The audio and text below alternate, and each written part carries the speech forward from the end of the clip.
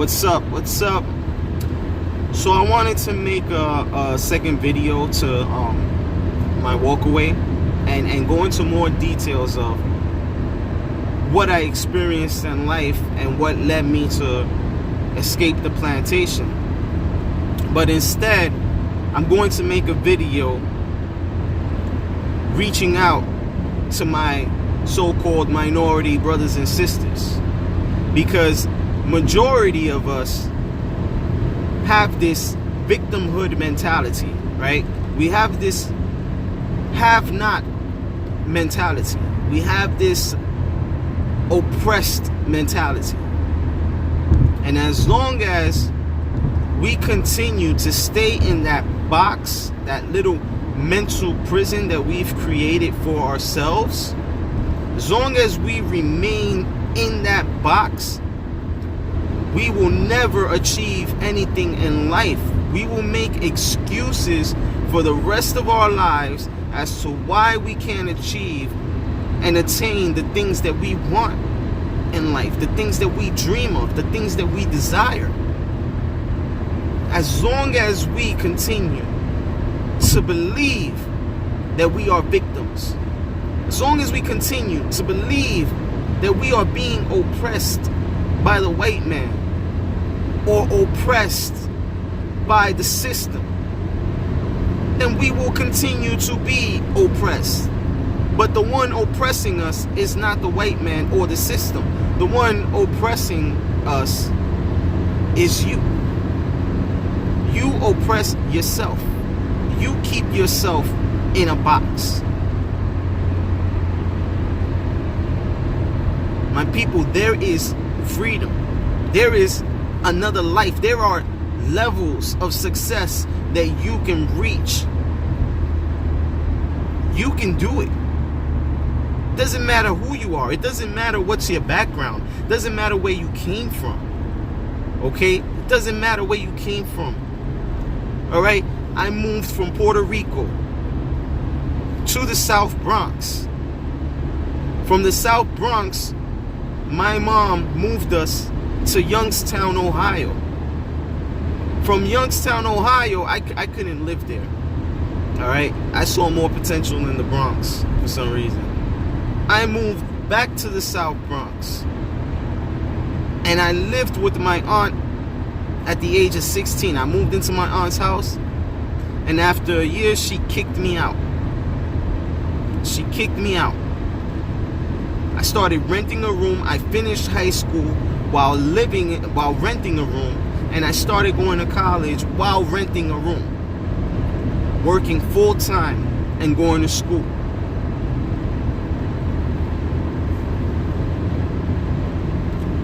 The point is that it doesn't matter where you come from. Whether it's a single family home, a single mother home, whether it's the hood, it doesn't matter. There is a way out. The question is, do you want to take that way out? Do you want to escape from the mental prison that you have created for yourself? You know, as long as you continue to listen to people who have that mentality, okay? Because for some reason we want to listen to these people who want to tell us that we are an oppressed people, that we are minorities, that we are that we can never achieve certain things because of the color of our skin. As long as we continue to listen to those people, we will remain exactly what they are saying. Okay? But there is a way out. All right? Listen, you don't go to an morbidly obese person for advice on how to lose weight. Okay? You don't go to an morbidly obese person for advice on how to lose weight. You go to a fit person who looks healthy and works out all the time, and you ask them, what kind of diet can I eat so that I can lose weight? What workout plan should I develop so that I can lose weight? The same thing in life. You don't go to someone who preaches oppression, oppression, oppression, oppression, oppression. Limitation, limitation, limitation, limitation, limitation. No, you go to people who preach success. All right? You have to become what we call, as Christians, we call it born again. Okay? Where you take everything that you learned growing up and you throw it in the garbage. And you begin to take on new information. You become born again. You start thinking differently. You start acting differently. This is if you want to achieve success. If you want to remain where you are today, then keep listening to the person preaching oppression.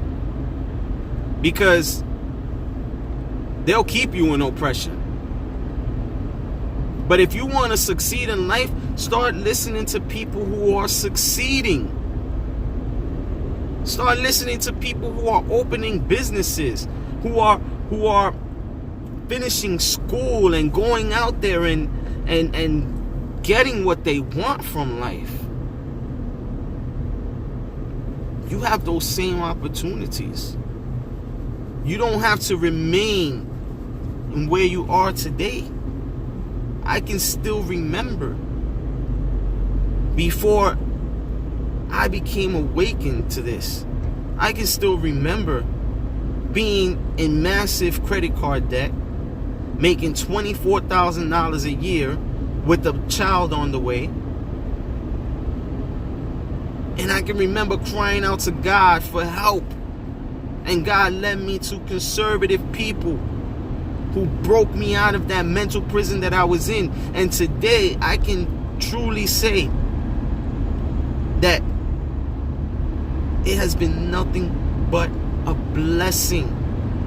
Okay? I went from making $24,000 a year to making 6 figures in 2 years. I took my wife and my newborn out of the South Bronx, out of the hood. I took them out and I brought them to the suburbs where we own our own house, where my children go to wonderful schools. We have an excellent school system. You will have those same opportunities. I went from being broke to having investments that will make me wealthy. You can do that too. There are no excuses. There are no excuses for why one cannot succeed in today's modern day society. Okay, if you're bad with finances or you don't know anything about finances, you have a phone, pick it up, seek the knowledge. All right, learn that finances is 80% behavior and 20% math. If you don't alter your behavior, you will never be good with money. And the Bible, by the way, is an excellent guide for how to handle money. But listen, if you want to learn about how to make money, there's information out there. All right? But if you continue to live in this fantasy world where you think that the government is the solution to everything, government has caused more death in the world than anything else, more than religion, more than anything else. Okay? And so you relying on the government for the rest of your life is gonna have you nothing but poor and living on a plantation. Because that's what the government does. It keeps you in check. It keeps you down. All right? I don't care if people promise you the redistribution of wealth. Let's say that does happen, and everyone is given equal wealth. I can guarantee you that the outcome of this is going to be that every single person who was wealthy before is going to end up wealthy again. And the poor are going to end up poor again. I can guarantee you that. Okay? You give a poor person money, and they'll do either one out of two things. Either they'll splurge the money, or they'll hold on to it so tight because they're afraid to be broke again. And that will keep you broke for the rest of your life. Instead of thinking, let me take this money, put it into the market, and let it become my slave. Let it work for me. Let it have babies. And let those babies work for me too while I'm sleeping. We don't think that way. We get money, we spend it all on things that depreciate in value. We go and we buy $40,000 cars, and we live in the projects. All right? This kind of mentality is not going to get you anywhere. Put your money in the market. Let it work for you. Let it be a slave. That is the reason why the rich get richer. The poor remain poor because the poor don't know what to do with money and don't care to find out the information on how to succeed. Listen, I'm driving around in an 03 Honda Civic. I could be driving a Mercedes right now if I wanted, because I make more than enough money to buy a Mercedes. But instead I'm driving a 03 Honda Civic. You want to know why? Because at one point in time, this 03 Honda Civic was worth almost 30 grand. It's the EX model. At one point in time. Fast forward 12 years later, and it's only worth about $2,000. Now, somebody paid almost 30 grand for this car, but it wasn't me. I bought it for 2 grand. So, what am I trying to tell you? Cars depreciate in value. They are a horrible investment. Yet, us as minorities seem to make cars one of our most expensive investments. And it's not an investment. It depreciates in value. If you had a stock that depreciated in value as much as a car, you would sell that stock. You wouldn't keep it. So why do we keep throwing our most powerful wealth building tool, which is our money? Why do we keep throwing it into things that depreciate in value? Makes no sense whatsoever.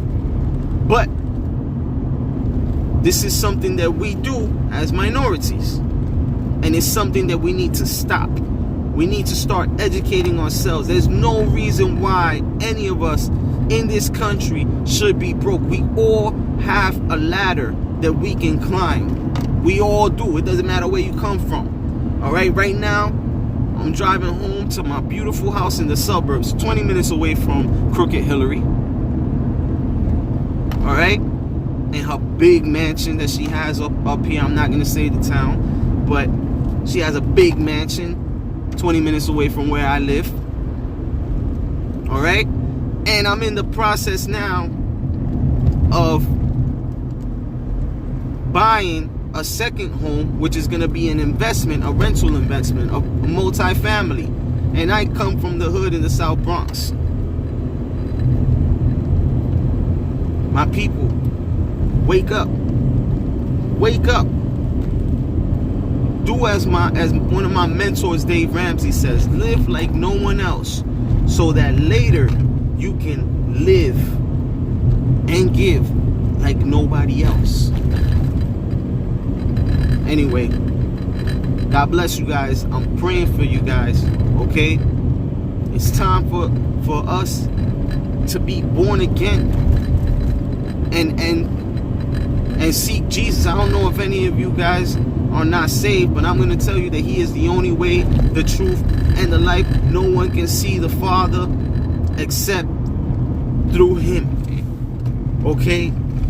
He died for your sins. He died so that you can be forgiven And he loves you and he wants you. And I'm going to end it at that. God bless.